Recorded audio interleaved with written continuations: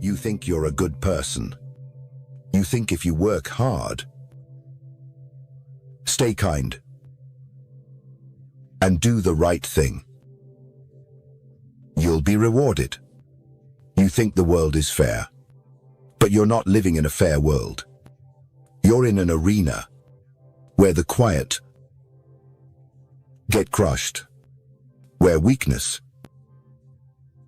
is prey, where the smart don't ask what's right or wrong. They ask what works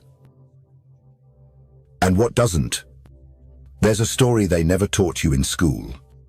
The story of how power actually works. Not through laws, not through morals, but through perception, through emotional control, through image. Manipulation. Have you ever wondered why the hardest worker isn't the one who gets promoted, but the one who knows when to stay silent, the one who moves in the shadows, the one who never lets anyone know what they really want? That's not luck. That's law number one of power. Never outshine the master. You can be right and still lose everything. Steve Jobs was fired from Apple, not because he lacked vision, not because he lacked passion, but because he threatened the egos above him. He stood out too much. He challenged too directly. And in the game of power, when you make others feel small, they will erase you. 10 years later, he came back. But this time, he didn't fight the boardroom. He came back as a strategist. Quiet, calculated. And Apple became an empire. It wasn't ideas that won. It was power, controlled through strategy. You're playing a game you don't even know you're in. Every move you make is judged, not by truth, but by how people feel about it. You speak honestly. They say you're arrogant. You show your talent. They say you're a threat. You stay silent. They say you're mysterious. Their emotions decide your fate, not your intentions. And if you don't learn the game, you will always be a pawn, never the player. In the next 2 hours, you won't just hear the 48 laws of power. You'll see how you've been manipulated, how you've been losing, and how you can turn it around. This is not just a summary. This is a psychological dissection of society, of human nature, and of you. Sit up straight, because what's coming will change how you see the world forever. Law 1. Never outshine the master. Power doesn't just depend on your talent. It depends on the ego of the one above you. And the first rule in the game of power is simple. Don't make the person in charge feel small. Most people think being the best will get them noticed. It does, but not always in the way they expect. Outshining your boss doesn't make you valuable. It makes you dangerous. The human ego is fragile. Even the most confident leaders are secretly afraid of being replaced. When you shine too brightly, you force them to feel that fear. And fear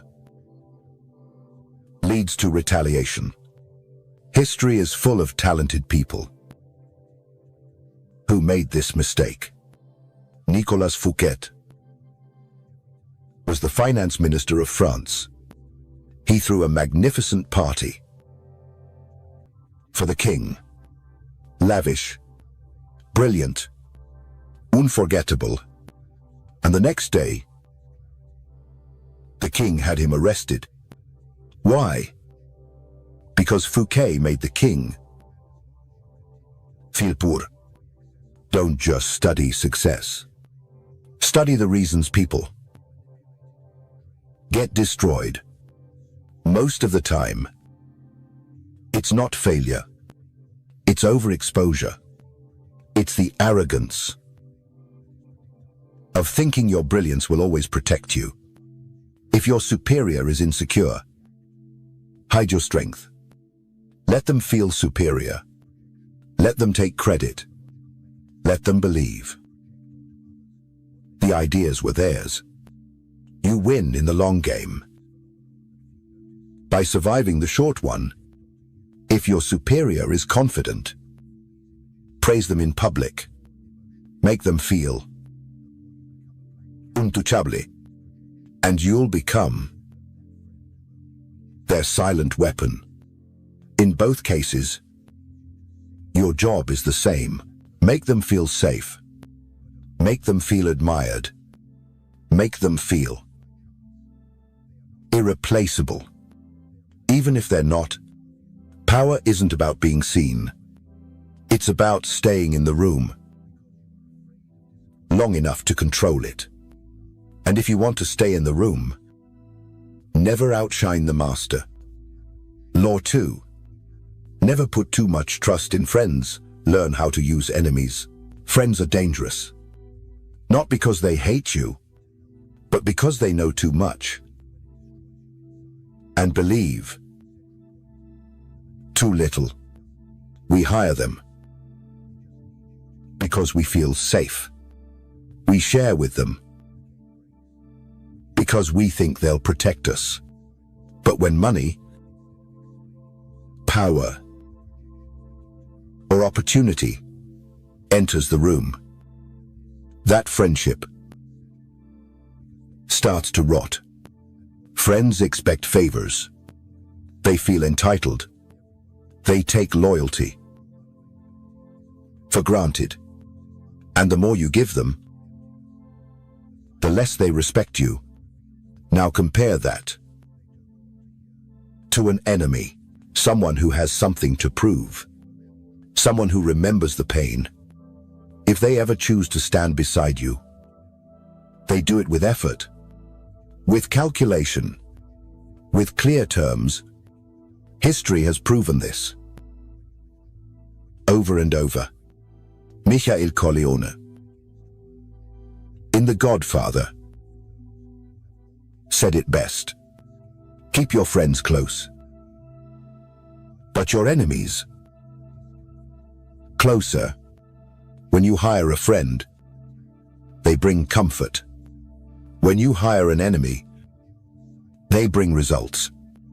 Because they know the risk. They know what failure looks like, and they won't betray you lightly. But most people, they can't separate emotion from power. They confuse friendship with strategy. And that confusion leads to betrayal. Not because friends are evil, but because friends are human. Enemies, on the other hand, are more honest about their motives. They don't pretend. They don't smile while sharpening the knife. If you've converted an enemy into an ally, you've earned something real, something strong, something rooted in respect, not obligation. Be careful who you let close. The person who flatters you might secretly envy you, And the one who challenges you might actually strengthen you. If you want to survive this world, don't build your empire on feelings. Build it on function, on purpose, on mutual need. Because in the end, a loyal enemy is more useful than a disloyal friend. Law 3.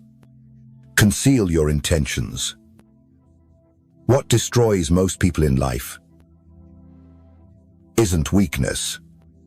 It's being too predictable. When people know what you want, they know how to control you, delay you, or destroy you. If you walk into a room and reveal your plan, you've already lost. Because now, everyone else has time to block it. Ask yourself, have you ever told someone your dream, your goal, your idea, and watch their energy shift? They smile, but something changes. Suddenly, they give less support, less enthusiasm, and a little more resistance. That's not an accident.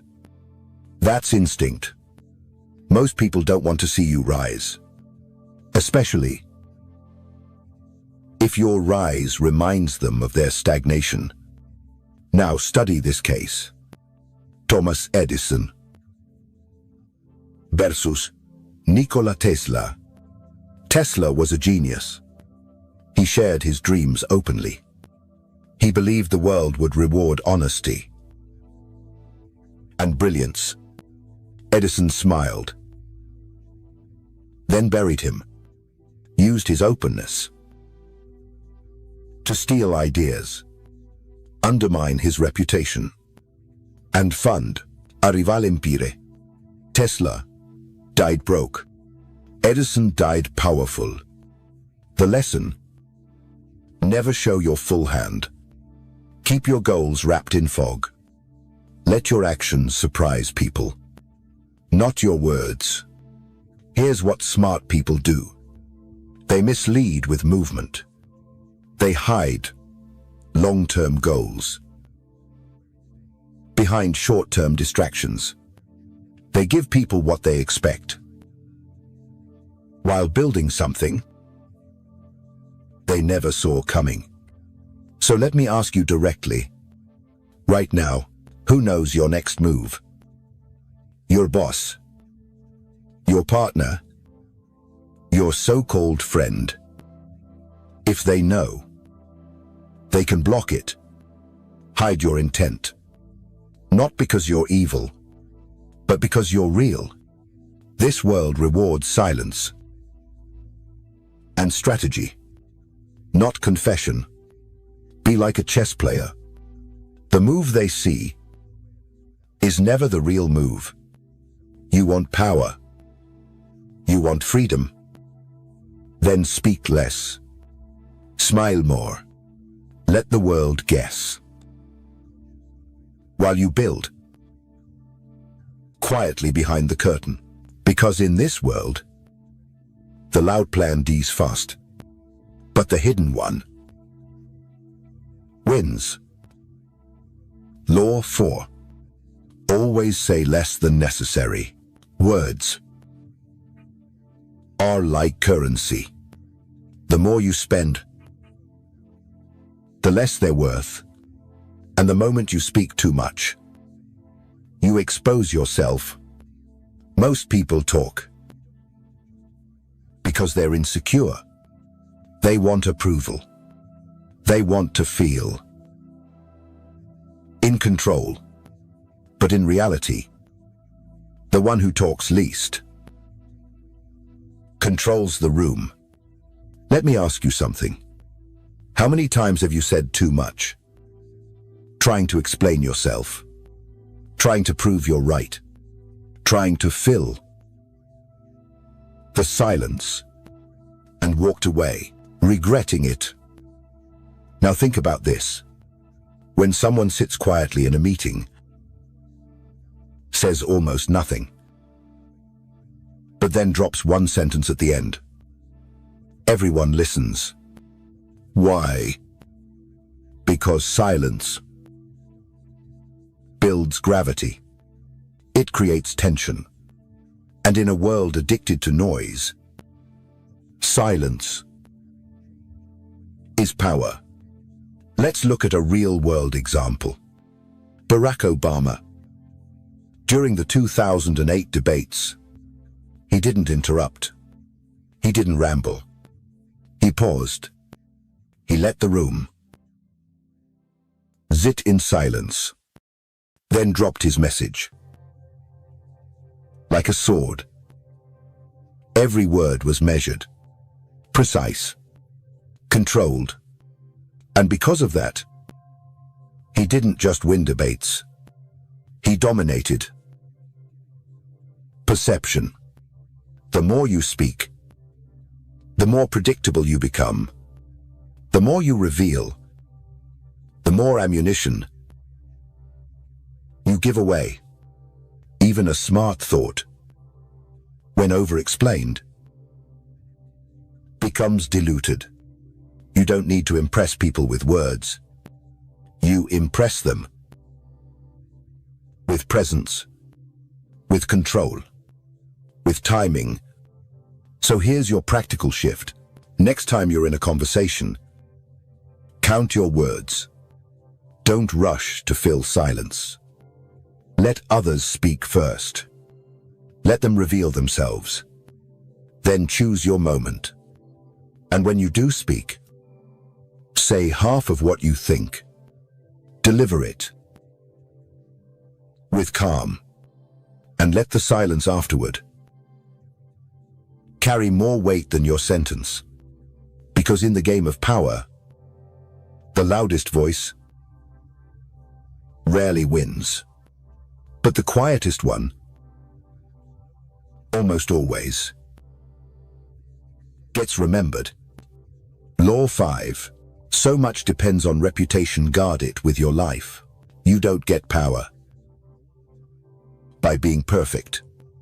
You get it by being perceived as powerful. And in this world, reputation is more important than reality. You can have skills, wisdom, strength, but if they don't believe it, it doesn't matter. Your reputation walks into the room. Before you do, it speaks louder than your words. It either protects you, or it paints a target on your back. Let me ask you something. What do people say about you? When you're not in the room, what image of you lives in their minds? That is your real identity in this world. Now here's a case you should never forget. Julius Caesar. He didn't rise because he was the strongest. He rose because he controlled his image. He played the humble general, the servant of Rome. But behind closed doors, he built silent loyalty. By the time the Senate realized he was building an empire, it was too late. His reputation had already won the people, and the people made him untouchable. Now compare that to someone who ignored reputation. Oscar Wilde. He was brilliant, but careless with his public image. He joked too much, provoked too far, and when scandal came, no one defended him. Because his reputation made it easy to destroy him. So here's your truth. You are not what you think you are. You are what others believe about you. And if you don't shape that belief, someone else will. Protect your name like a fortress. Because once it's stained, even the truth can't clean it. Correct rumors early. Attack whispers before they grow. Don't respond emotionally. Respond strategically. Don't let a lie live longer than you do. And one more thing. Never start a war with someone who has nothing to lose. Because if they don't care about their name, they'll happily ruin yours. Reputation isn't optional. It's armor. And in a world this brutal, you don't walk around without armor. Law 6. Court attention at all costs. Power fades in the dark. If they don't see you, they forget you. If they forget you, you're already gone. The world is loud, fast, distracted, and people have no loyalty to what they don't remember. You must stand out, not once, but constantly. Now listen, this isn't about being liked. It's about being noticed. Because in the war for power, obscurity is death. Let me show you. Pablo Picasso. He wasn't just a genius. He was a performer. He dressed bold, spoke provocatively, and made his personal life part of the myth. Even when people didn't understand his art, they talked about him. And that kept him powerful. Now look at someone who failed to master this law. Antonio Salieri. A talented composer, disciplined, hardworking, but quiet, predictable, forgettable, while Mozart, wild, flamboyant, explosive, stole the spotlight, and history remembered him. Invisibility is the curse of the polite. You don't need to be outrageous, but you do need to control the narrative, appear different, speak with weight, enter rooms like they're stages, and moments like they're memories. Never let your name go more than a week without echo, whether in praise or in controversy, because both keep you alive. Don't just be part of the conversation. Become the center of it. Shock them. Confuse them. Inspire them. It doesn't matter. As long as they never forget you. You want power? Then court attention at all costs. Because the one they watch is the one they follow. And the one they follow rules the game. Law 7. Get others to do the work for you, but always take the credit. The world doesn't reward effort. It rewards perception. And in the game of power, doing the work doesn't make you powerful. Being seen as the source of the result, that's what gives you control. Most people want credit for what they do. They brag.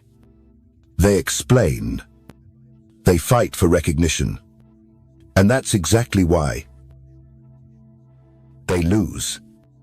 You don't win by doing everything yourself. You win by turning others into tools, ideas, skills, labor, time, all borrowed, all disguised, all funneled into your narrative. Look at history. Thomas Edison. Yes, he was brilliant, but he didn't invent everything. He built a system, a laboratory full of assistants. They worked. He signed his name, and the world remembered. Edison. Now compare that to Nikola Tesla. A lone genius, working tirelessly, and dying broke. The difference: credit, strategy, perception. Powerful people don't chase work. They chase leverage. And the smartest ones build empires on other people's energy. This isn't theft. This is structure. You reward others just enough. Keep them close. Let them feel useful, but never let them shine brighter than you. In business, in politics, in war, the generals don't load the weapons. They take the victory photo. And if you want to lead, you must learn this. Don't waste 10 years doing what someone else could finish in 10 days. Delegate, extract, command. But when the spotlight comes, step forward, own the success, and say just 5 words. It was a team effort. Because in this world, history doesn't remember the hands. It remembers the face. Law 8. Make other people come to you. Use bait if necessary. The moment you chase, you lose leverage. Every step you take toward them is a step away from power. Real control is when they move first, when they reach out, when they lean in, because when they come to you, they're already submitting. Most people beg, persuade, pursue, and in doing so, they reveal desperation. But the powerful, they wait, they set traps, they make others dance to their rhythm. Look at ancient war strategy. Sun Tzu never chased the enemy. He starved them. He confused them. He pulled them into terrain. He controlled. Because when they came to him, he dictated the terms. Now think about your life. When was the last time you chased a job, a lover, validation? And what did it cost you? Dignity, time, power. Now flip it. Have you ever made someone wait for you? Ever been the one they couldn't read, and suddenly they started trying harder? That's the essence of this law. The key isn't to hide. It's to position. You place yourself like a magnet. You become valuable, scarce, focused, unmoved.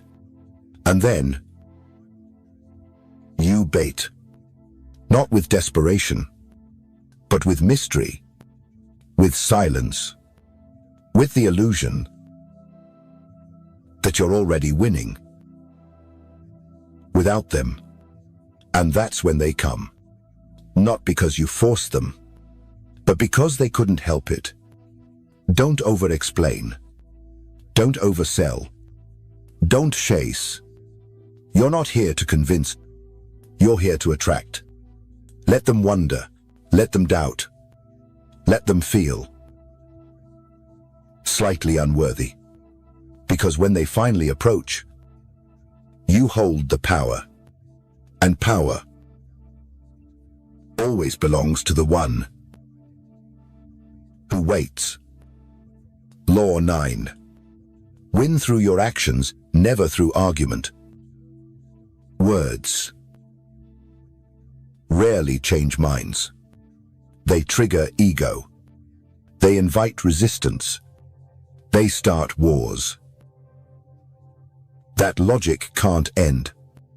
You can win an argument and still lose everything. Because when someone feels humiliated, they don't forget. They wait. They retaliate. Quietly. And what you proved doesn't matter anymore. Only how you made them feel. But actions bypass pride. They create facts. They force recognition. You don't tell people what you can do. You show them. You leave no space for debate. Let me show you how power really works. Galileo. He could have argued science, fought theology with words, but instead, he demonstrated proof. Through invention, he built, he revealed, and the world had to follow, because truth, shown through action, becomes undeniable. Now contrast that with the average person. They rant. They explain. They plead to be understood. But every word weakens their frame. If you truly believe in your power, you don't need to say much. You let your results speak. You let silence carry weight. Do you want to win in business? In relationships? In life? Then stop over-explaining. Stop justifying. Stop defending. Your value is not in your opinion. It's in your presence. Your decisions. Your outcomes. You don't need to convince them. You need to make them feel. That arguing with you is pointless, because every time you speak, you give them room. But when you act, you take it away. Power isn't loud. It's silent and undeniable. So don't argue. Demonstrate. Don't explain. Execute. And never fight. To be right. Win. By being undeniable. Law 10. Infection, avoid the unhappy and unlucky. Energy is contagious. So is misery. So is failure. And the people around you shape what you become. You think you're helping. You think you're loyal. You think being around the broken makes you good. But slowly, their chaos becomes your chaos. Their bad luck becomes your bad luck. And their emotional instability becomes your everyday atmosphere. This is not about judging people. It's about protecting your trajectory. There are two kinds of people: carriers of momentum and carriers of collapse. The unhappy don't want solutions. They want hosts. Someone to absorb their drama, their guilt, their darkness. The unlucky don't just experience bad outcomes. They attract them. They make poor choices. They repeat patterns. And they pull everyone down with them. Let me show you a historical warning. Louis XVI, surrounded by weak minds and flatterers, ignored hard truth and inherited the storm of the French Revolution. Now ask yourself, who do you spend your time with? Do they drain you or sharpen you? Do they speak vision or only victimhood? Because proximity is power, and what you tolerate, you become. You can't fix people. who are addicted to staying broken. You can't uplift someone who resents your strength, and you can't move forward while dragging the dead weight of someone who refuses to grow. It's brutal, but it's necessary. Distance is not cruelty. It's clarity. It's survival. Cut ties with the heavy. Avoid the endlessly unlucky, because their storm will flood your future, and no one escapes. A sinking ship by clinging to the ones who are drilling holes in it. Law 11. Learn to keep people dependent on you. If they can live without you, they will. If they can replace you, they will. Power is not held by being liked. It's held by being needed. The moment they feel they don't need you, you become a risk, an expense, a loose thread, and they will cut you without hesitation. So here's the rule. Don't just offer value. Make your value essential, unreplaçable. Look at the most powerful people in history. They didn't do everything. They controlled the one thing others couldn't do without. J.P. Morgan didn't build every railroad. He controlled the money that built them. Steve Jobs didn't code every line, but his vision became the soul of Apple. They made themselves the keystone.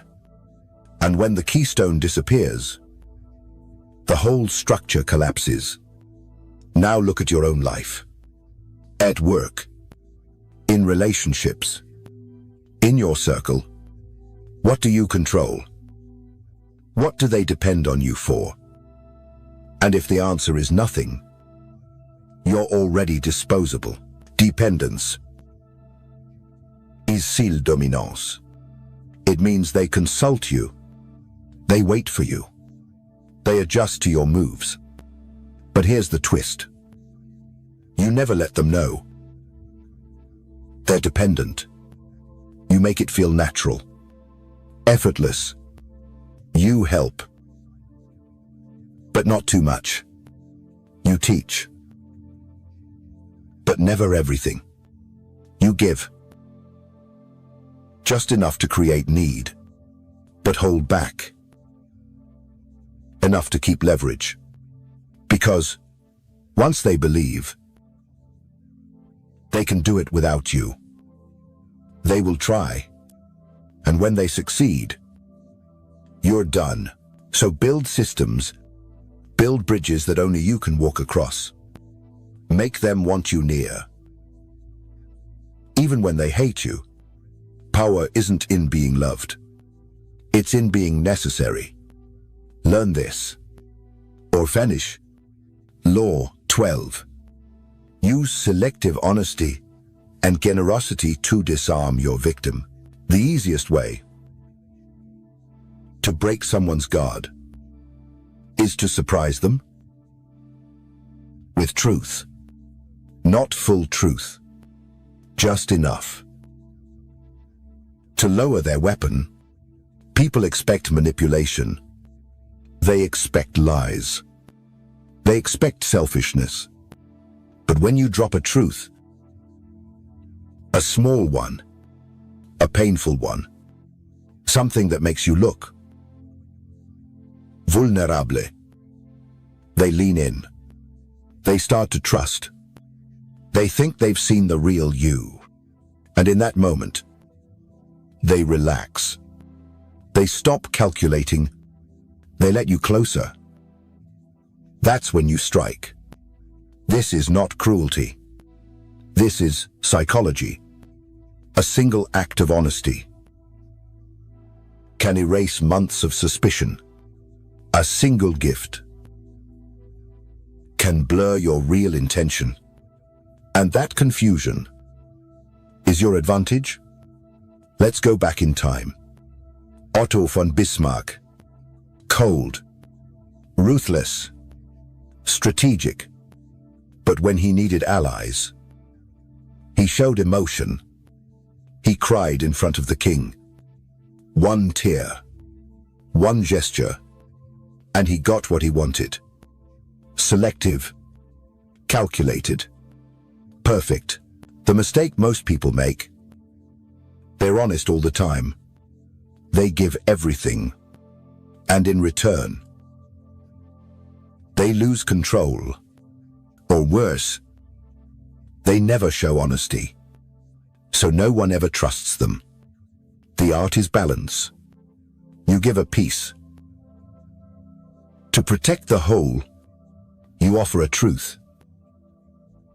To hide a strategy, you act generous. To buy silence, or loyalty, or debt, but never give. For free, every act of kindness should create an obligation. Every confession should serve a purpose. You're not here to be pure. You're here to win. So the next time you tell the truth, make sure it serves your lie. Because in a world of suspicion, honesty is the sharpest disguise. Law 13. When asking for help, appeal to people's self-interest, never to their mercy or gratitude. People are not driven by kindness, not by loyalty, not even by gratitude.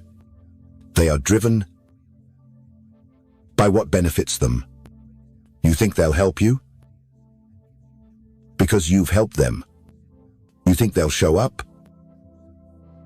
Because you were there for them. But when the moment comes, they vanish. Because in their mind, the past is gone. Only the present. Only gain. Only self-interest remains. It's not evil. It's nature.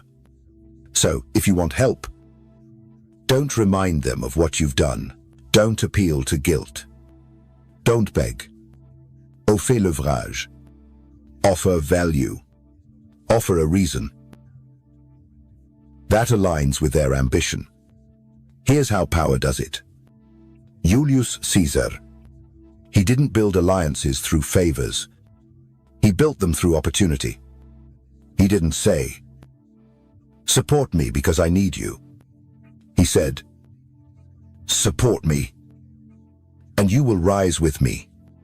Self-interest. Plain. Direct. Irresistible. Now contrast that with the weak. They whine. They plead. They expect. And they wonder why no one shows up. Even in family, even in friendship, the game is the same. You want results. Then answer this. What do they gain by helping you? What power do they get? What threat do they avoid? What reward can only come from you? Make them see that, and they'll come running. But if you appeal to mercy, you invite pity. And pity is condescending. If you appeal to gratitude, you awaken resentment. Because no one likes to feel indebted. So be smart. Speak their language. The language of gain, of survival, of ambition. Because in the real world, people don't serve the noble. They serve the useful. Law 14. Pose as a friend. Work as a spy. The most powerful weapon is not strength. It's information. But information doesn't come to the loud. It comes to the trusted That's why the smartest manipulators don't threaten. They smile. They ask questions. They listen. They pose as friends. Because when someone thinks you're close, they talk more. They confess more. They reveal what they would normally protect. Most people want to talk about themselves. They crave being understood, and they'll trade secrets just to feel seen. But here's the rule. You don't speak. You extract. You gather. You observe. Everything they say becomes a file in your mental archive. Every detail, a future weapon. Let's study a master. Cardinal Richelieu. He didn't fight with swords. He fought with letters. He paid servants. He watched reactions. He turned gossip into policy. Because knowledge is control. And once you know someone's fears, their patterns, their blind spots, you can predict them. You can trap them. Or you can become the only one who truly understands them, which is the most dangerous position you can ever occupy. Now ask yourself, when you enter a room, do you reveal or do you record? Because every time you speak too soon, you weaken your mystery. You give away angles. You lose positioning. But when you study quietly, you see the truth. You see their tells, their contradictions, their insecurities. So don't rush to impress. Don't rush to connect. Pretend to be harmless. Be helpful. Be soft. But all the while, you're gathering. You're mapping. You're building a psychological blueprint of everyone around you. Because in a world, this ruthless, the one who knows the most, owns the game. Law 15. Crush your enemy totally. Half mercy is full risk. If you leave your enemy breathing, they will rise again.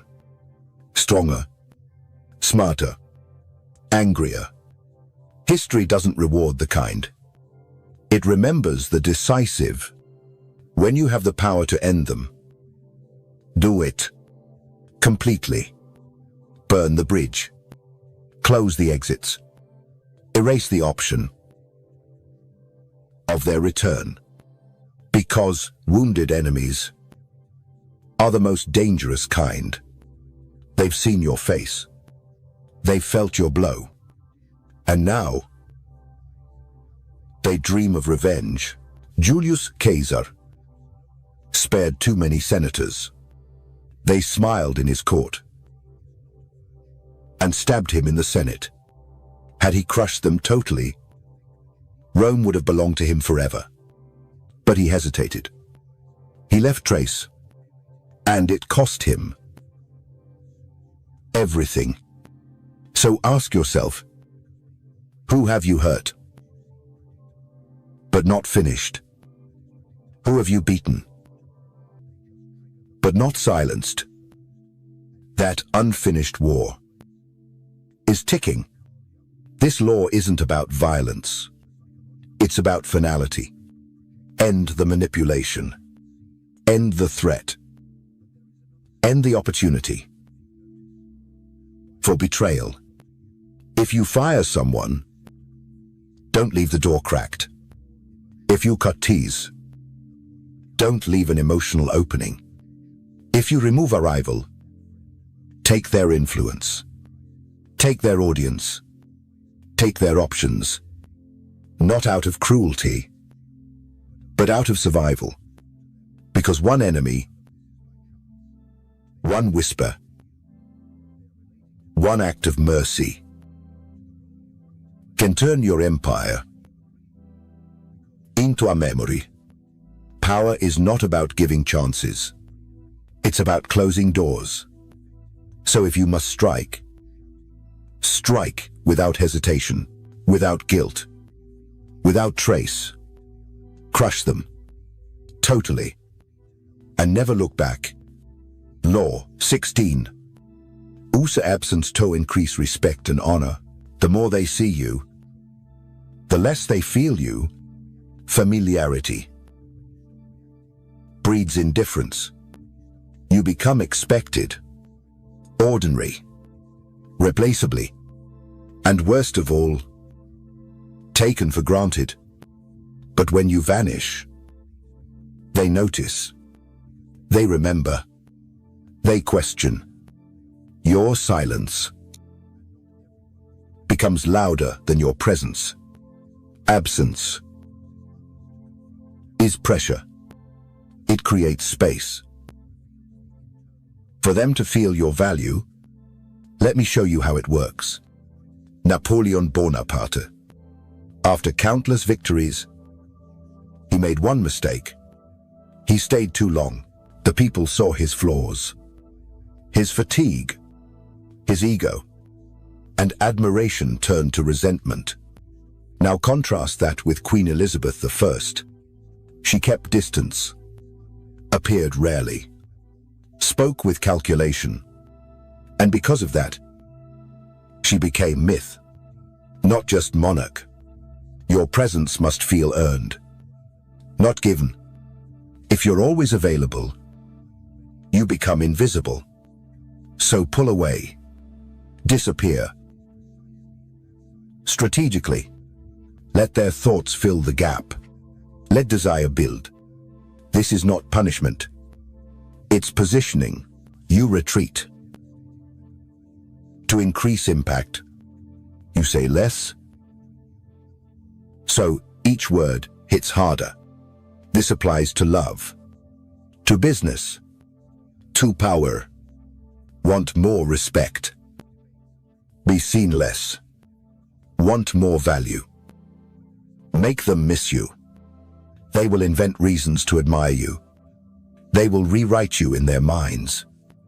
They will need you more than ever, because in a world addicted to noise, your silence becomes sacred. Withdraw, not out of fear, but out of control. Absence is not weakness, it's strategy, and those who master distance command desire. Law 17. Keep others in suspended terror. Cultivate an air of unpredictability. Predictability is weakness. Once they can read you, they can control you, manipulate you, prepare for you. But when they can't guess your next move, they freeze, they hesitate, they fear. And that fear is power. You don't need to be violent. You need to be volatile. Not all the time, just enough to make them question your nature. One day calm, the next cold. One moment generous, the next gone. They shouldn't know what version of you they're meeting today. That tension keeps them on edge. Look at historical masters. Nixon, unpredictable. Even his allies feared him. And that fear bought him obedience.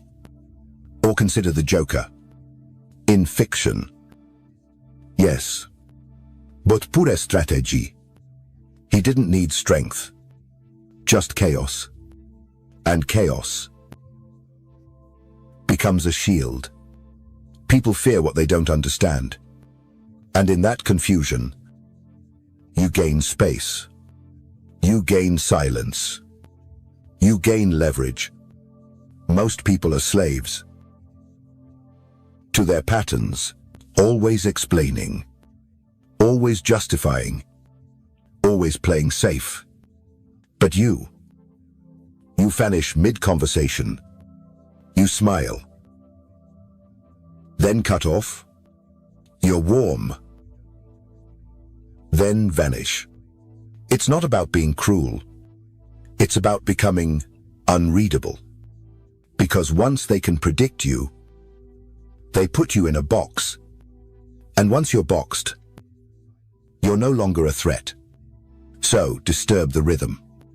Break your own patterns and inject just enough chaos to remind them you answer to no one. That's when you stop being just a person and become a presence. Powerful, unstable, untouchable. Law 18. Do not build fortresses to protect yourself. Isolation is dangerous. Walls don't protect, they blind. The higher you build them, the less you see, the less you hear, the less you know. And in power, what you don't know kills you. Isolation feels safe. It feels clean. It feels controlled. But it's a trap. You lose touch with the currents. You stop sensing threats. You silence feedback. And by the time the knife comes, you never saw it coming. Real power doesn't hide. It moves through people. It absorbs intelligence. It listens while smiling. Let me show you the fall. Louis XIV. Built Versailles, a golden prison. He locked the nobles inside, but locked himself out of reality. Or think of modern leaders, surrounded by yes-men, protected by distance, and destroyed by what they refuse to see, because distance breeds delusion. You want to be safe. Get close to the whispers, to the shifts, to the mood. The street knows before the palace, and the assistant hears before the boss. So don't hide. Embed. Move through the system. Know the players. Hear the rumors. Your power is in your access. Withdraw too far, and you become a symbol, not a force. You don't control what you avoid. You don't influence what you ignore. And you don't survive what you can't sense. So break the walls, burn the fortresses, and learn to walk among the fire. Because in this world, the most dangerous position is being untouchable. Law 19. Know who you're dealing with. Do not offend the wrong person. Not all enemies are created equal. Some forgive. Some forget. Some move on. But others, they wait. They watch. They plot. In silence, the danger is not what they show. It's what they hide. You think you're making a clever move, a sharp remark, a subtle humiliation. But if you misread who you're dealing with, you don't start a rivalry. You trigger an obsession. There are people in this world who cannot tolerate loss, who cannot forget insult, who would rather destroy themselves. If it means watching you fall with them, you might win the battle, but they'll make the rest of your life a war. Look at the fall of Napoleon.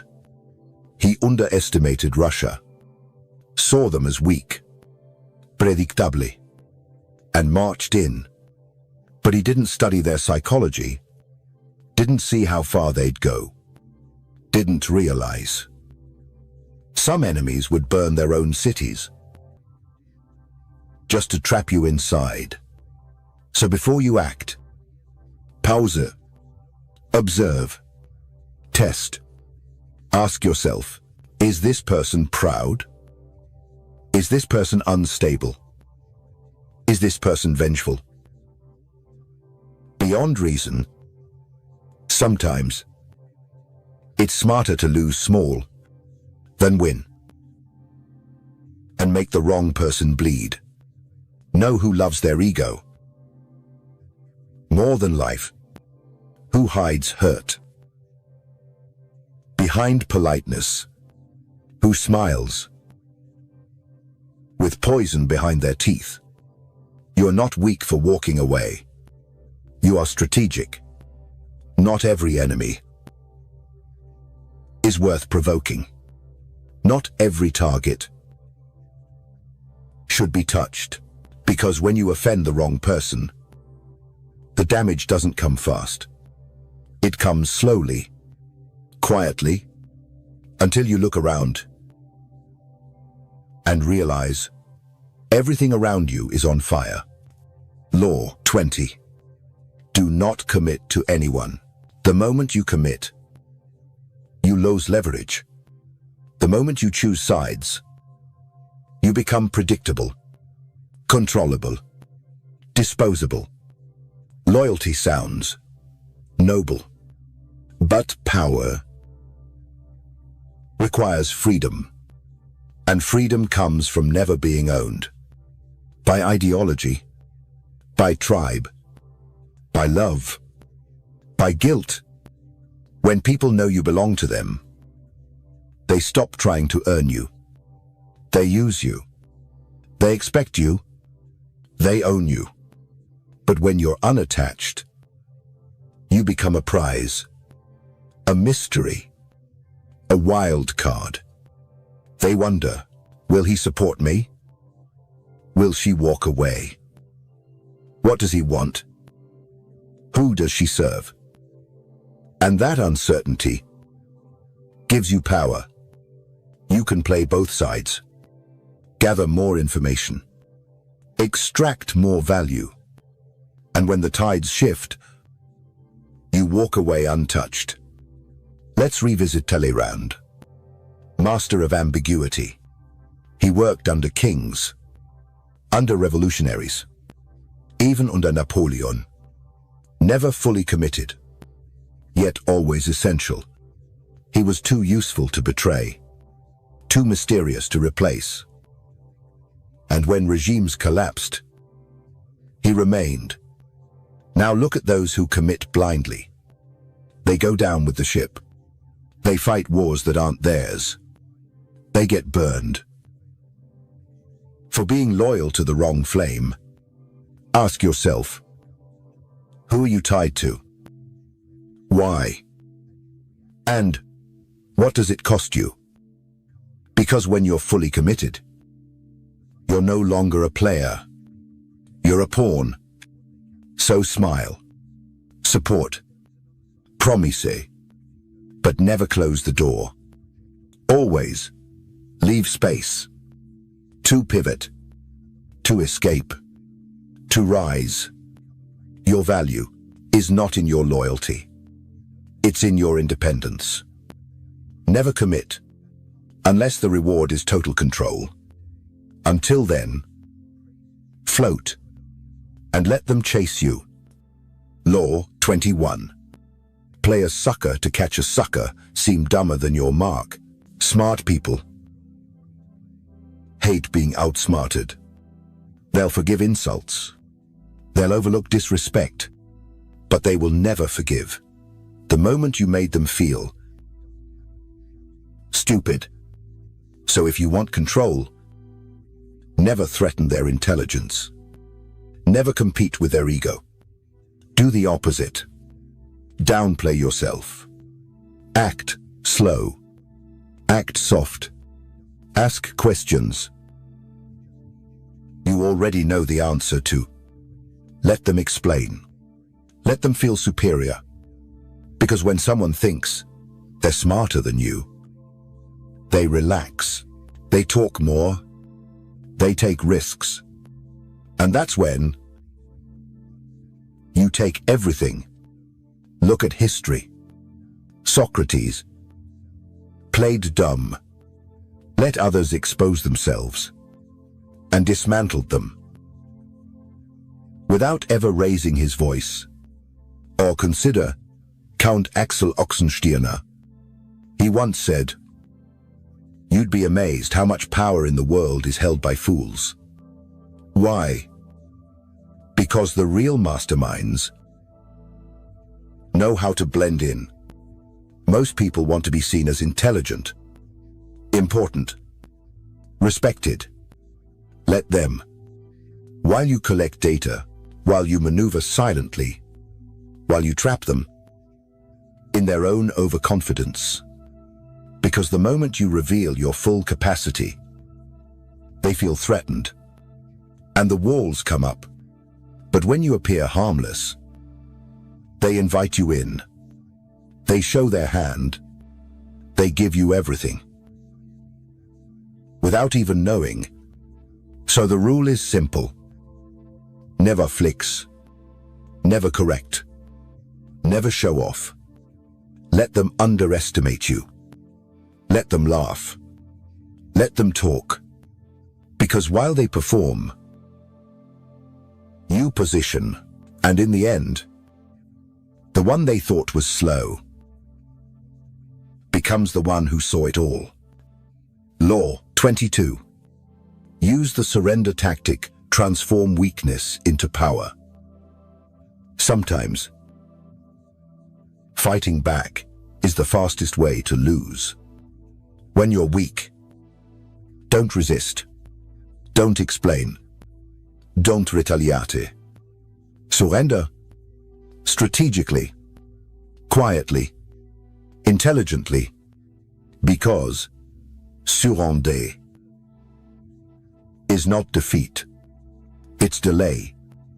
It buys time. It buys silence. It buys the illusion that you've submitted. But inside, you're calculating. You're learning. You're storing every move. For later, look at history. Mao Zedong faced overwhelming attacks. He didn't stand and fight. He withdrew. He vanished into the mountains. But while they celebrated, he was rebuilding, regrouping, and years later, he returned and crushed them all. That's not weakness. That's transformation. The problem is ego. Ego screams, "Don't back down. Don't show weakness. Don't surrender." But ego gets you killed. The wise, they bend like water. They flow around obstacles. They survive storms that the proud never do.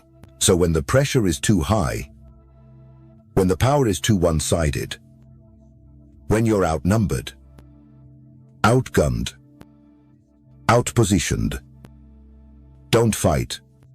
Fall back. Lower your eyes. Let them think they've won. They'll drop their guard. They'll get lazy. They'll underestimate you. And when the timing is right, you rise. You strike. You own the entire field. Because true power isn't about domination. It's about patience. It's about timing. It's about knowing when to disappear and when to return as something else. Law 23. Concentrate your forces. Power is like fire. Spread too thin. It but concentrated, it burns through everything. Most people scatter. They chase too much.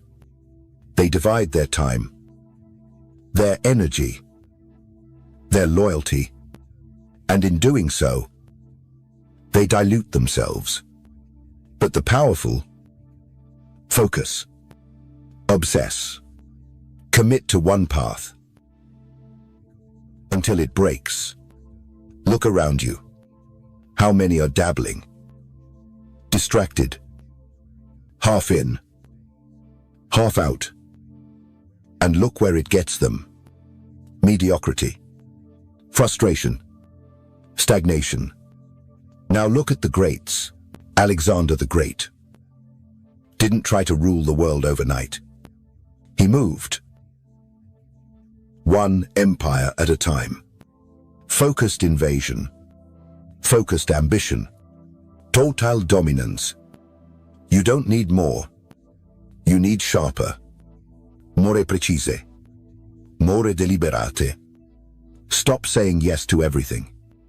Stop spreading yourself across weak alliances, pointless tasks, and half-hearted projects.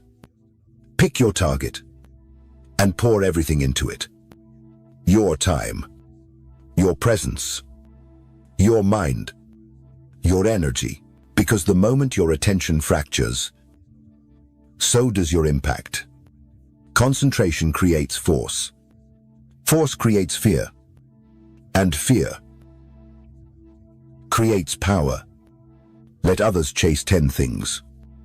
You only need one. Done right. Done obsessively. And it will open all the other doors they were running toward. Blindly. Law 24. Play the perfect courtier. Rough power is dangerous, obvious, threatening, and in a court of fragile egos, it gets you killed. So the true masters don't dominate it directly. They charm, they please, they disarm. While rising, the perfect courtier never shows hunger, never shows anger, never makes it about power. Even when that's all they're after, they flatter without being obvious. They agree without submission. They speak without revealing. They rise without ever appearing to try. Look at Baldassare Castiglione, the man behind the book, The Courtier. He laid the blueprint for how to move through power without ever drawing the sword. Or Conceal, Cardinal Richelieu. He bowed to kings, but behind closed doors, he ruled them. Because the court is not about strength, it's about perception. You must master appearances. Make people feel admired. Make them feel safe. Make them feel superior.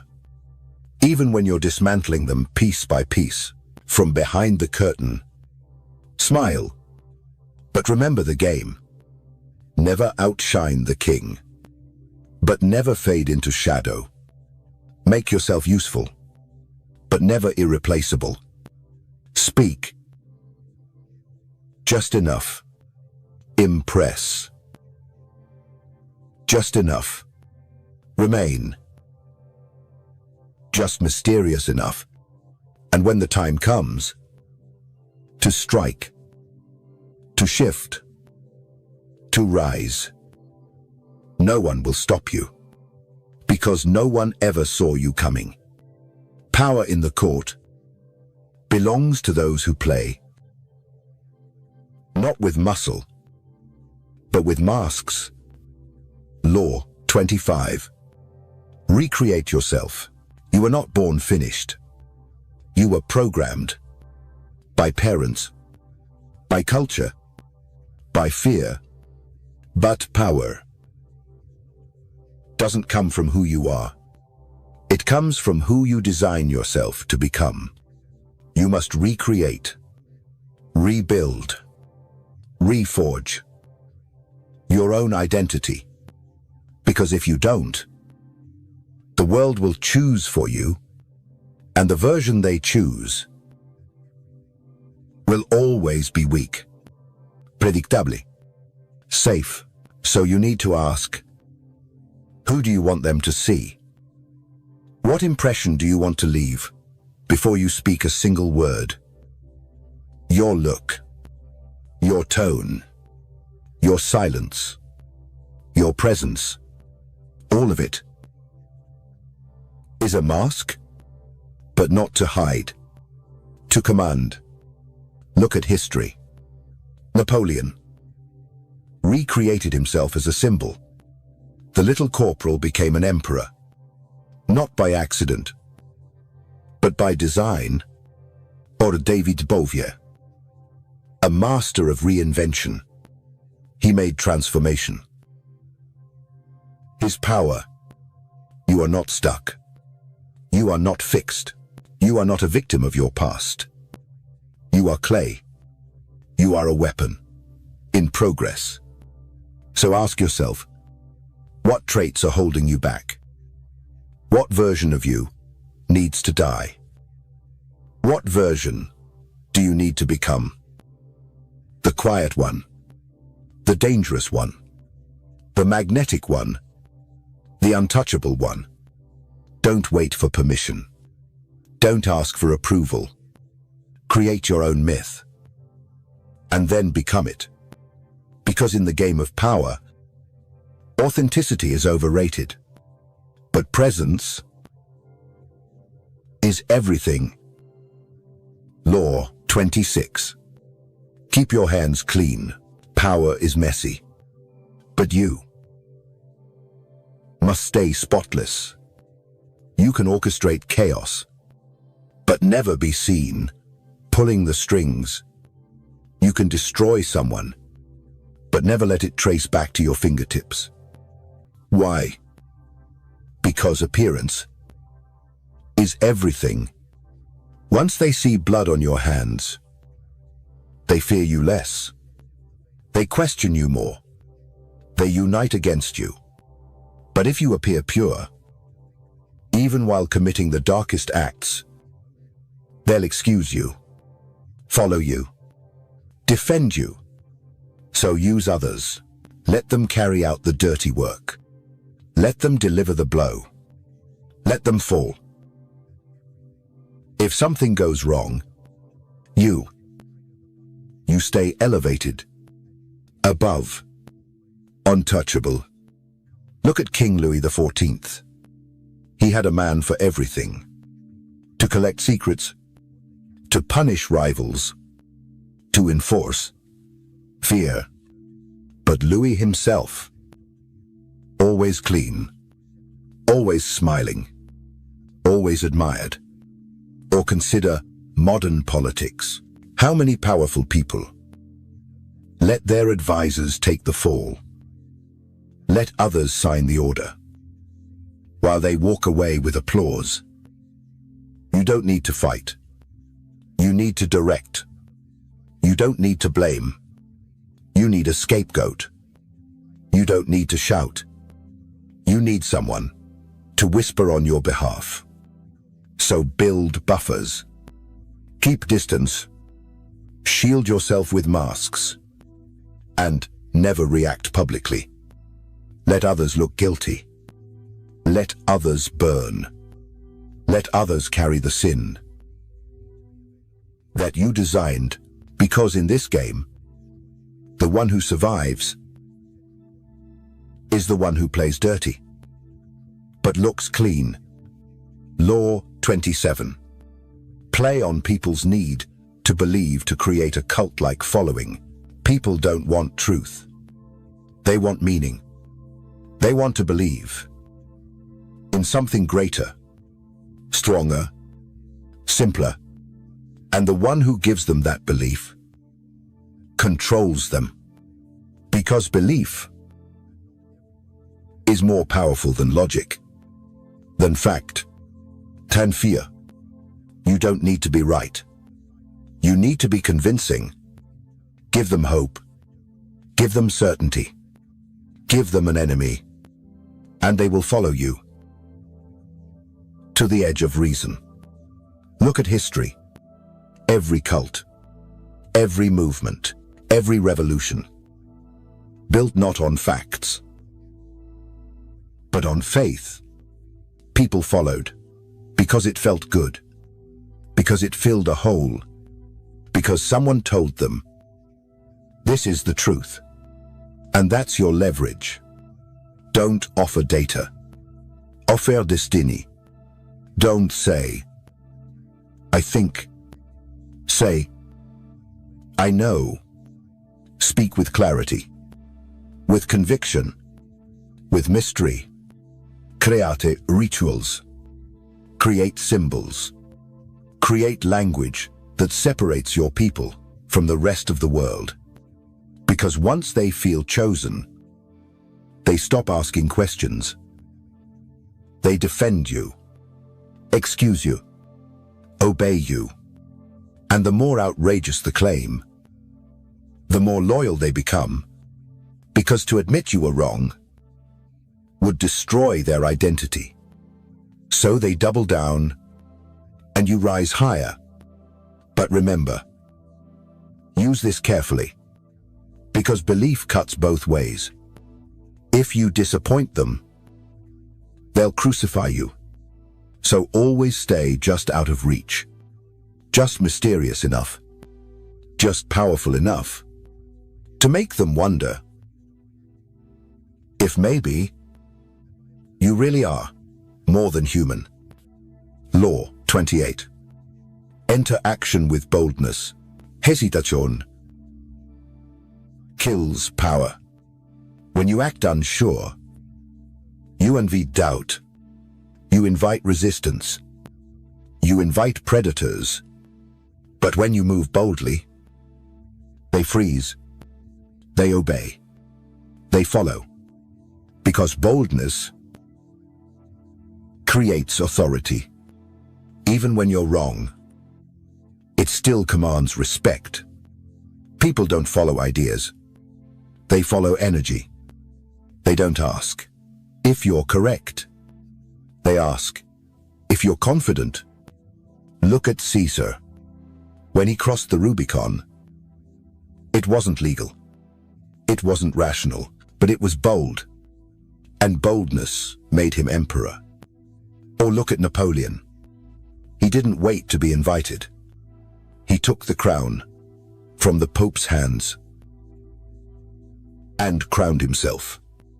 That moment defined everything. So the lesson is clear. If you're going to act, go all in. Don't half-step. Don't ask for permission. Don't wait for applause. Strike first. Speak first. Move first. Because the timid get ignored, get stepped on, get forgotten. Boldness doesn't mean recklessness. It means presence. It means decisiveness. It means domination. In the moment, even if you fail on your feet, and they still remember your name. But if you hesitate, you lose everything, without ever knowing what you could have been. So from now on, step forward, like the room belongs to you. Speak, like your voice reshapes the air. Move like you've already won. And the world will start to believe it too. Law 29. Plan all the way to the end. Power is not in the move. It's in the end game. Anyone can act, but only the powerful. See 10 steps ahead.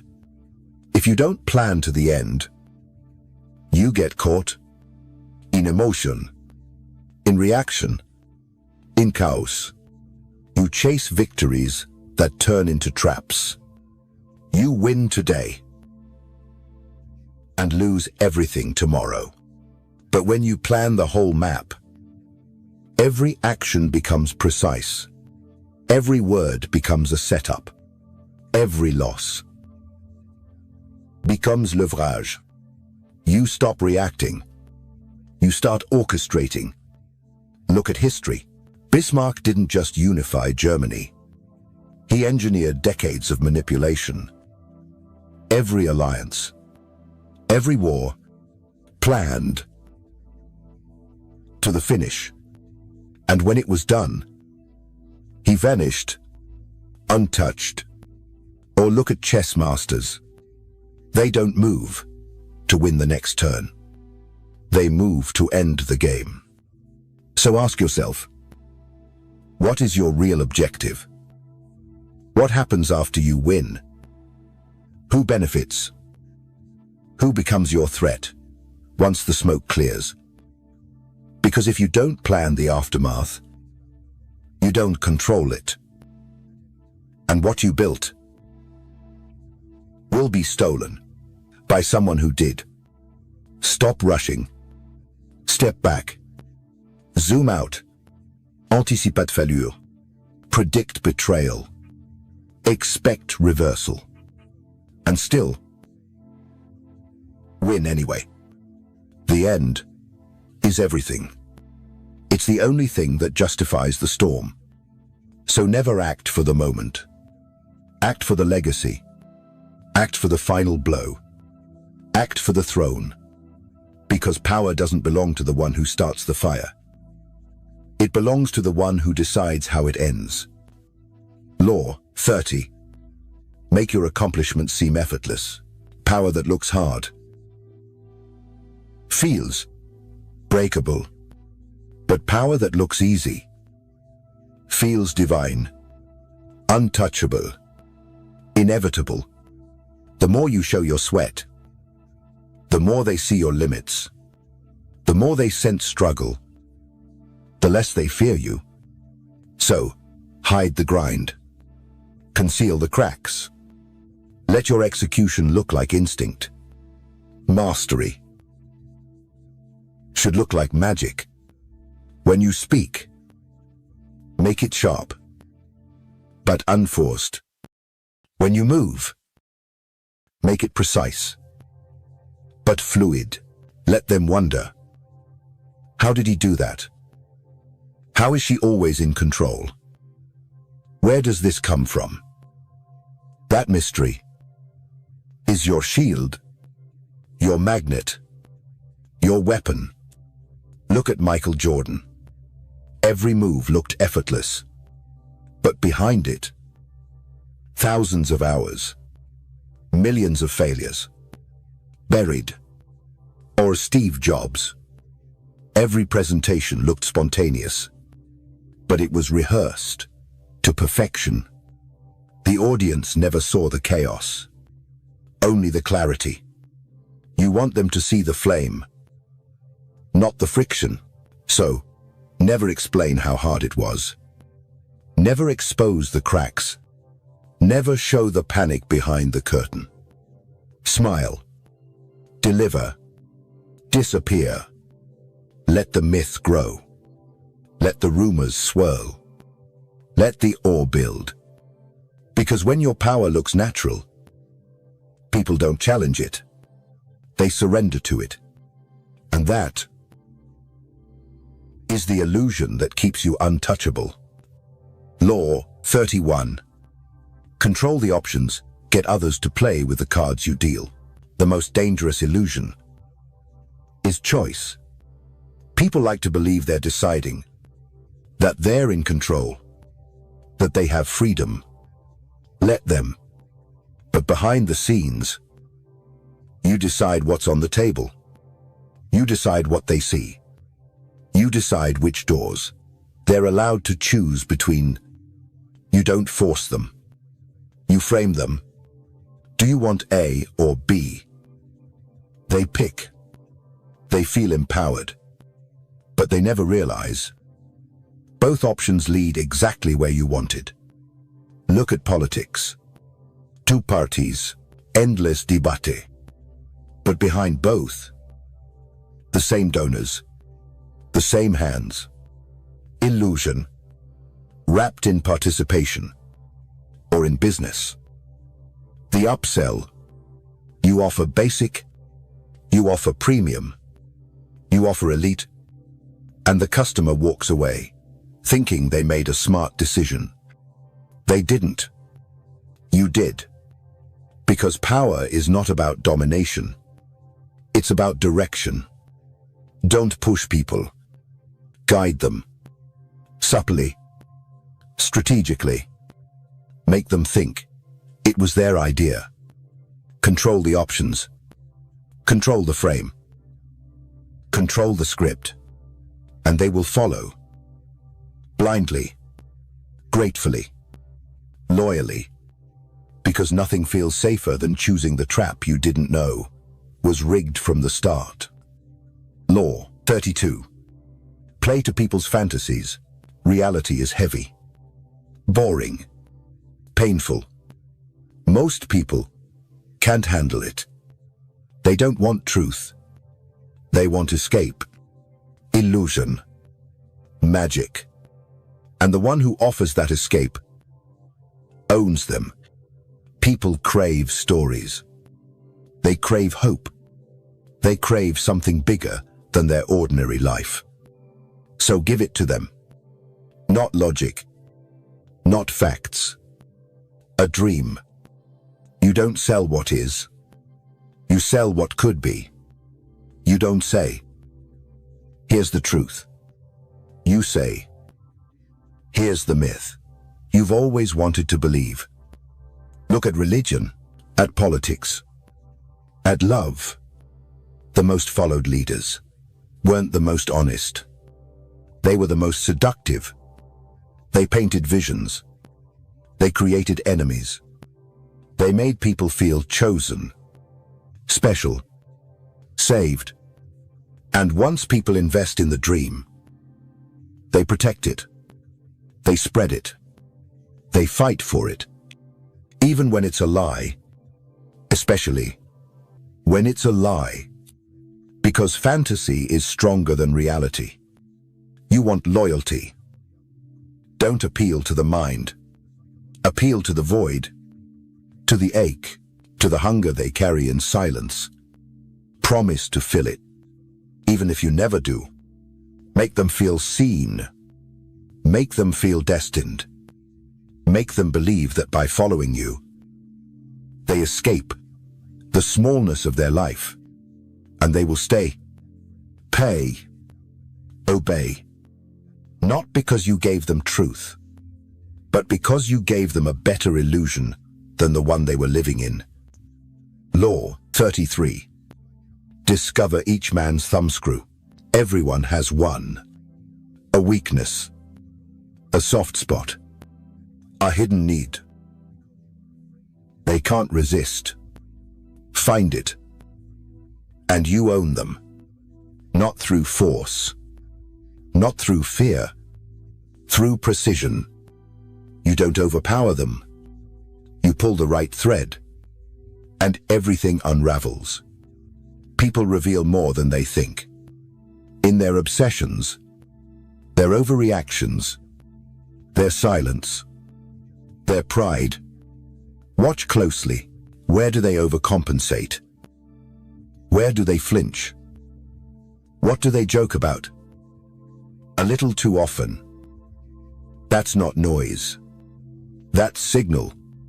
A man who fears insignificance will kill to feel important.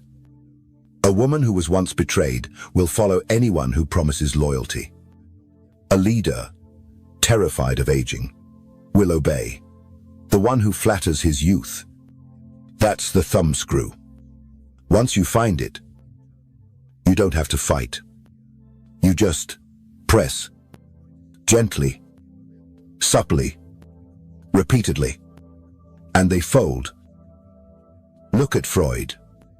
He searched the unconscious because he knew the true levers of power are buried, not in logic, but in trauma, desire, shame. So become a psychological hunter. Ask questions. Observe patterns. Listen for the cracks in the armor. Because the one who knows where to press never has to raise his voice. Control is not about domination. It's about insight. And once you know what they crave, or what they fear losing, You don't chase power. It chases you. Law 34. Be royal in your own fashion. Act like a king to be treated like one. People treat you how you present yourself. Act small, and they step on you. Act unjure, and they question you. Act beneath them, and they believe it. But walk in like a king, and suddenly they look up. Power starts with posture, with presence, with the silent declaration, I don't chase. I don't beg. I don't bow. You don't need a crown. You need conviction. Look at history. Christopher Columbus was nobody, but he spoke, like destiny itself had chosen him, and kings listened. They gave him ships. He didn't ask for permission. He demanded respect.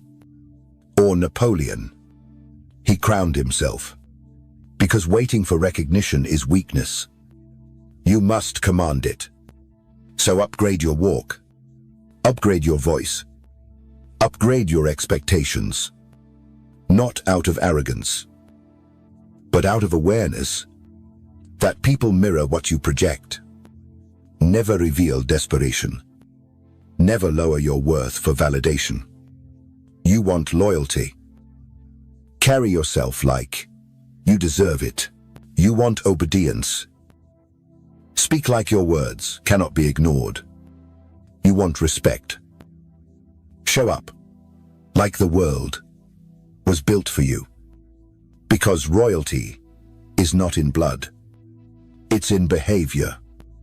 And when you act like a king, you don't just earn power. You redefine it. Law 35. Master the art of timing. You can be right and still lose.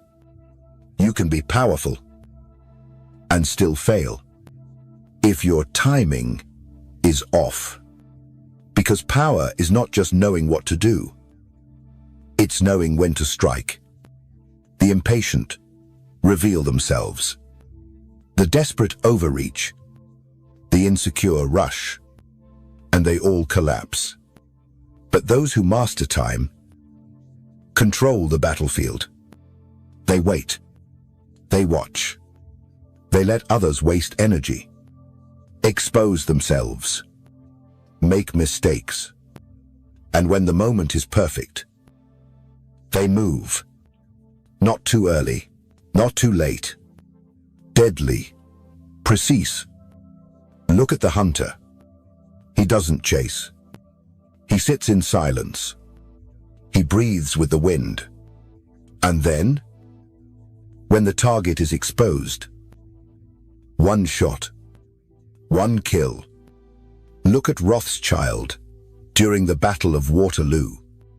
He got news first, waited, let the market panic, and bought everything. At rock bottom, timing made him richer than kings. So stop reacting. Stop forcing. Learn to pause. Read the signs. Feel the tension. Sense the moment no one else sees. Because when you control time, you don't just move. You orchestrate. You dictate the rhythm. You decide who rises and who falls. And the world will always follow the one who moves at exactly the right time. Law 36. Disdain things you cannot have. Ignoring them is the best revenge. Désir exposes you. The more you want something, the more power you give it. The more you chase, the more you shrink. So here's the rule. What you can't have, disdain it. What you lost, dismiss it. What insults you, ignore it. Because nothing enrages your enemy more than silence. When you show need, they feel superior. When you show hurt, they feel victorious. But when you act like it means nothing, they spiral. You win.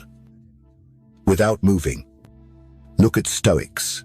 They trained themselves to be unmoved, to laugh at chaos, to walk away from what others kill for. That detachment was their dominance. Or look at royalty. A king doesn't chase. A queen doesn't explain. They rise above what is beneath them. Because the moment you react, you equalize yourself. So when something slips away, let it. When someone betrays, let them go. When a door closes, turn your back, like it never mattered. You don't need revenge. You need invisibility. Let them wonder why you don't care, why you're not broken, why they can't affect you.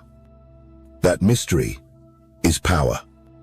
Because the one who ignores controls the frame. And in this game, power belongs to the one who feels less. Law 37. Create compelling spectacles. Words can be debated, dismissed, forgotten, but a spectacle burns itself into memory. If you want to control minds, don't explain, enthrall. People are visual, emotional. They crave the dramatic, the symbolic, the unforgettable. So give it to them. Don't say you're powerful. Look powerful. Feel powerful. Project power through symbols that bypass logic. A crown, a stage, a gesture, a silence so intentional. It echoes louder than a speech. Think of Napoleon's coronation. He didn't wait for the Pope to crown him. He took the crown and placed it on his own head. That image told the world exactly who he was. Or Martin Luther King. He didn't just write. He marched. He dreamed out loud. He made his vision a visual force. Because in the battle for influence, the eyes win, not the ears. So craft your image like a weapon. Dress with purpose. Move with rhythm. Design every setting to amplify your myth. And when you speak, make the room pause. Don't just communicate. Captivate. Because power is not what you say. It's what they can't unsee. Law 38. Think as you like but behave like others. Your mind is your empire, but your behavior is your camouflage. You can think differently, radically, dangerously, but never let the crowd know it. Because the nail that sticks out gets hammered. The outlier gets isolated. People don't fear new ideas. They fear being reminded they're average. So if you show too much independence, they won't admire you. They'll resent you and crush you. The wise don't provoke. They blend. Smile with them. Laugh with them. Nod with them. But inside, you are calculating, planning, seeing the game they can't even name. Think of Galileo. He told the truth, that the earth revolves around the sun, but he said it too loud, too early, and they silenced him. Now think of Copernicus. Same truth, but quiet, subtle, published near death, and he died respected, protected. Sometimes survival is more powerful than rebellion. So observe the rituals, wear the mask, play the part until the moment you no longer need to. Because power belongs not to the loudest thinker, but to the one who controls when to reveal and when to vanish. Law 39. Stir up waters to catch fish. Calm minds. Think clearly, but agitated minds. Obey. If you want control, don't argue. Disrupt. Create confusion. Trigger emotion. Break their rhythm. Because when people lose composure, they lose logic. They lose strategy. They lose power. And in the chaos, you stay still. You stay sharp. You strike. Never let them feel stable. Never let them feel safe. Throw in a rumor, a silence, a sudden move. That changes the temperature of the room. Watch how they flinch. Watch how they turn on each other. Because tension reveals character, and pressure reveals weakness. Look at ancient generals. They would feign retreat, just to watch the enemy chase blindly into their own destruction. Look at corporate warfare. A leaked email, a sudden resignation, and suddenly, everyone forgets the plan. You don't need to dominate people. You need to destabilize them.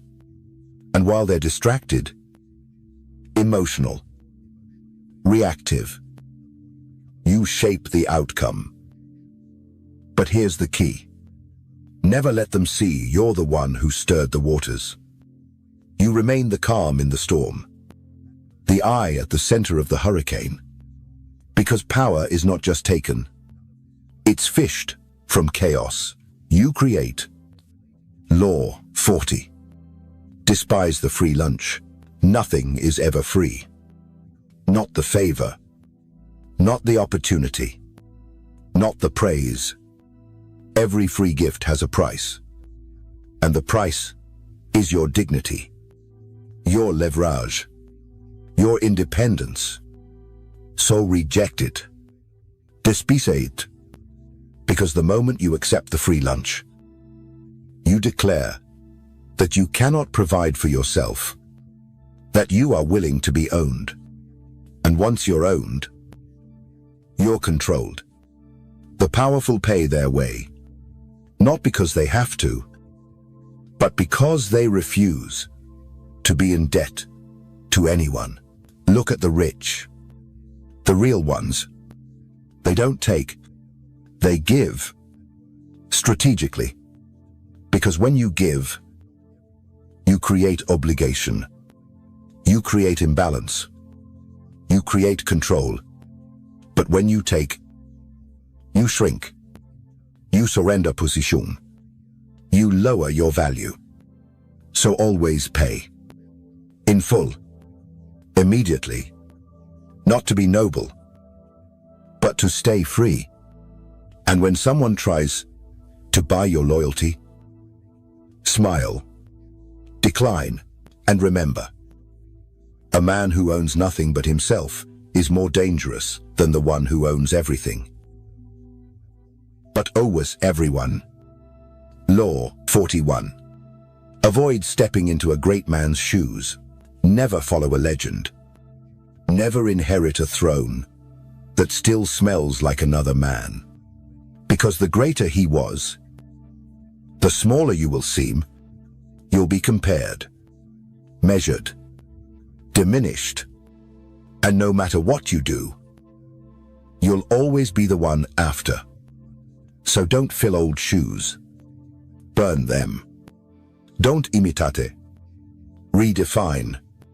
Power belongs to those who reset the frame, not those who live inside it. Look at Alexander the Great. He didn't follow his father's legacy. He destroyed it, expanded it, rebranded it as his own. Or Steve Jobs. When he returned to Apple, he didn't restore the past. He created a new empire. Because greatness isn't inherited. It's declared. So, If you must succeed after someone powerful, distance yourself. Quickly, visibly, philosophically, change the narrative, change the rules, change the direction. Let the world know that what came before is irrelevant now. Because if you live in someone's shadow, you will never be seen for who you are. And power belongs to those who cast the shadow, not to those who walk inside it. Law 42. Strike the shepherd, and the sheep will scatter. Every group has a center of gravity. One voice that influences all. One presence that holds the system together. You don't need to fight the whole crowd. You just need to take down the shepherd. Because once the leader falls, the followers break rank, turn on each other, lose direction. Rebellion ends. Order collapses.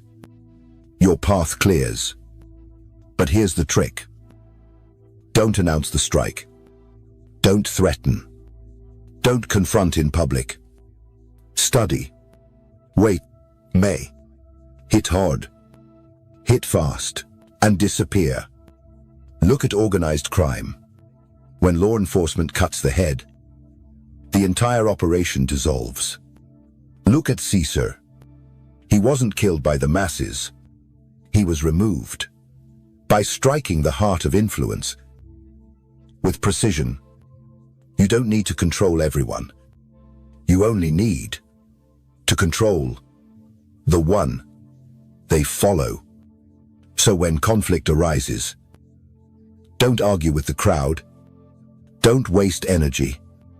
Identify the influencer, the disruptor, the whisperer, and remove them publicly. If needed, silently. If smarter, because power is not about force. It's about focus. Cut the brain, and the body will fall. Law 43. Work on the hearts and minds of others. Power isn't just built through fear. It's built through feeling. Because people don't obey logic. They obey emotion, attachment, illusion. Win their minds. They'll respect you. Win their hearts. They'll die for you. So don't just dominate. Captivate. Make them feel understood, valued, chosen. But don't show your hand. Your empathy is not kindness. It's leverage. You study their pain to control their behavior. Look at cult leaders. They don't start with rules. They start with warmth, connection, belonging. Then, they take everything. Or politicians. They don't offer facts. They offer hope and fear, pride, narratives. Because hearts move faster than reason. So speak to their dreams, their wounds, their silent insecurities. Flatter them, but also challenge them. Make them feel seen and slightly afraid to lose your approval. Because when people crave your presence, you don't need to command them. They offer their loyalty willingly. And once their heart is yours, their mind follows. Control emotion. Control perception. Control perception. Control power. Law 44. Disarm and infuriate with the mirror effect. The strongest weapon is reflection, not a sword, not a scream, a mirror. Because when you reflect someone's behavior, you expose it, amplify it, control it. Mockery provokes, logic defends, but mirroring, it confuses, It destabilizes. It enrages. Someone insults you. Repeat their words. Back to them. Exactly. Calmly. They won't know what to do. Someone tries to dominate. Mirror their tone, their posture, their rhythm. Suddenly, they're looking at themselves, and they don't like what they see. People crave uniqueness, individuality. But when you reflect them, you strip away the illusion. You reduce them to their pattern. That's what breaks them. Look at martial arts. The best counter is not resistance, but redirection. Absorb, reflect, control. In negotiation, mirror their language, their concerns, their pauses. They'll feel understood without knowing why, and they'll trust you without realizing they've been led. Mirroring is subtle, silent, psychological warfare. In plain sight, you don't attack, you reflect, and in doing so, you force them to battle their own reflection. And no enemy is more exhausting than the one who looks exactly like you. Law 45. Preach the need for change, but never reform too much at once. Change is dangerous. Not because it's wrong, but because it's fast. People fear the unknown. Even when the old system is broken, they'd rather suffer in comfort than be free in uncertainty. So here's the paradox. You must change the world without letting it feel like it's changing. You preach reform, but in symbols they already trust. You introduce the new, wrapped in the familiar, because when you move too fast, they don't thank you. They turn on you. They call you a traitor to what they used to believe. Look at Robespierre. He led the revolution, then became its victim, because the crowd he awakened feared what he became. Look at emperors. The smartest ones kept ancient traditions, while rewriting the rules beneath them. That's how you survive change. By disguising it. So don't rip down the temple. Redesign it brick by brick, while letting the worshippers believe nothing has moved. You want evolution. Make it feel like restoration. You want transformation. Let them believe they chose it. Because the masses don't want truth. They want familiarity. That feels like truth. Change is power. But sudden change is suicide. Law 46. Never appear too perfect. Perfection is a threat. Not to you. To them, because when you shine too bright, you don't inspire. You provoke. People don't admire flawlessness. They resent it. They look for cracks. And if they can't find any, they'll create them. The world loves a talented man with a limp, a beautiful woman with a tragic past, because flaws make them feel safe, seen, superior. But when you show no weakness, you make them feel small, insecure, replaceable, and they'll destroy you just to prove that you're human. Look at Caesar. He was brilliant, respected, too perfect. So they stabbed him in daylight. Look at success stories. The moment they seem untouchable, the crowd flips. Praises turn to gossip. Fans become critics. So here's the move. Let them see a flaw, not a real one, a controlled one, a mistake. You choose. A scar that humanizes. It disarms envy. It builds trust. It lowers their guard. You don't lose power, you make it relatable. Because true dominance isn't in appearing divine. It's in knowing when to bleed, on purpose. Law 47.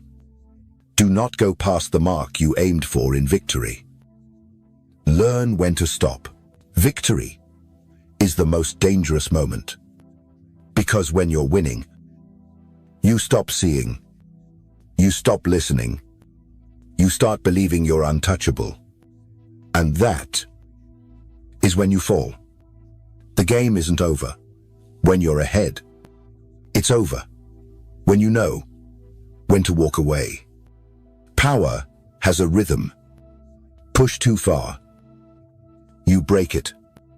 Take too much, you trigger fear. Celebrate too loud, you awaken envy. Look at Napoleon. He conquered Europe. Then he kept going. Into Russia, into ruin. He didn't lose to an enemy. He lost to momentum, to his own hunger for more.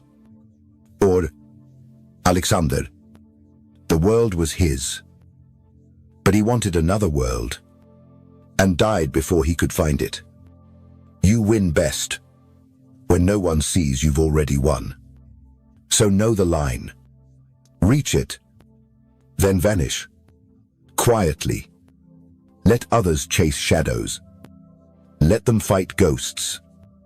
You disappear with the crown in your pocket, because the master of the game isn't the one who conquers everything. It's the one who knows exactly when to stop. Law 48. Assume formlessness. Form is a prison. Shape can be predicted, targeted, broken. But what has no shape can't be hit, can't be trapped, can't be controlled.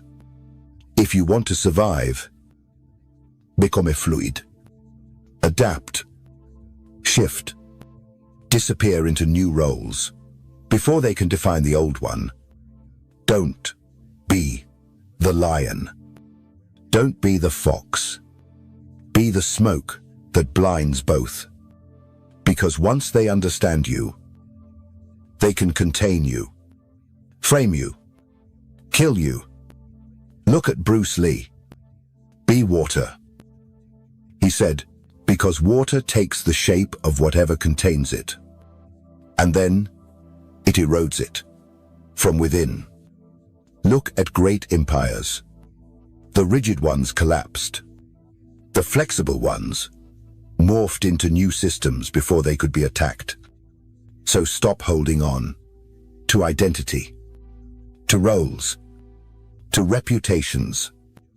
Let go of what you think you are. Because power isn't in being something. It's in being anything. And when the enemy moves, you move faster. When they plan, you dissolve. They can't fight what they can't define. Because the most powerful force in the world is not steel, not fire, not blood. It's formless, unseen, untouchable, and it always wins. Cinematic outro. The final warning. You've heard them all now. Every law, every weapon, every mask. But knowledge doesn't make you powerful. Application does. Adaptation does. Control of yourself before others. These laws, they're not meant to be worshipped. They're meant to be used. Quietly, relentlessly, without ever saying the name of the book you took them from. Because once you speak of power, you invite resistance. Real power is invisible. It moves in shadows. It's mistaken for luck, for charm, for fate. But you know better now. You know the cost of showing too much, of trusting too early, of acting too soon. of loving without strategy. So remember, the world is not fair. It is not kind. It is not built for the naive. But it does reward the one who sees clearly, who plays slowly, who acts when everyone else is reacting. The 48 laws are not rules. They're survival. Learn them. Forget them. Then live them so deeply that no one ever suspects you're using them. Because the highest power is not being feared. It's being misunderstood. On purpose. Now go. Not to impress.